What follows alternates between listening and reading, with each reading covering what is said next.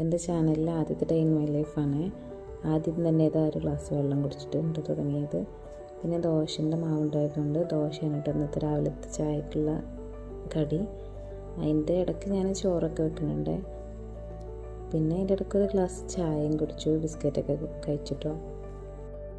പിന്നെ മോന് സ്കൂളിൽ കൊണ്ടുപോകാനുള്ള ലഞ്ചിനുള്ള കോളിഫ്ലവറാണ് കേട്ടോ. അതിൻ്റെ ഇടയ്ക്ക് സ്നാക്സ് ഉണ്ടാക്കണ്ടേ. പിന്നെ കുട്ടികളൊക്കെ ഉണർന്നു, ഞങ്ങൾ ചായയൊക്കെ കുടിച്ചിട്ടോ. ദോശയും സാമ്പാറായിരുന്നു.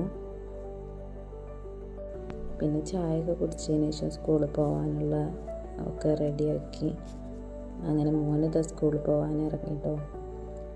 ഇനി ഓൻ സ്കൂളിൽ പോയി കഴിഞ്ഞതിന് ശേഷമാണ് വീട്ടിലത്തെ ബാക്കി എല്ലാ ജോലിയും ചെയ്യുന്നത്. പിന്നെ ഒരു യുദ്ധമാണ്, പാത്രമായിട്ടും വടിയായിട്ടും ചൂലായിട്ടും ഭയങ്കര യുദ്ധം. അപ്പോൾ അത് യൂണിഫോമൊക്കെ ഇട്ട് ഇറങ്ങിയിട്ടുണ്ട്. അങ്ങനെ പിന്നെ വീട്ടിലത്തെ പണികളൊക്കെ ഒരുവിധമൊക്കെ കഴിഞ്ഞതിന് ശേഷം ഒക്കെ കഴിഞ്ഞ് ഫ്രീ ആയപ്പോൾ ഞാനതൊരു ബുക്ക് വായിച്ച് പകുതിയാക്കി വെച്ചിരുന്നു കേട്ടോ. അത് ബാക്കി കുറച്ച് വായിച്ചു.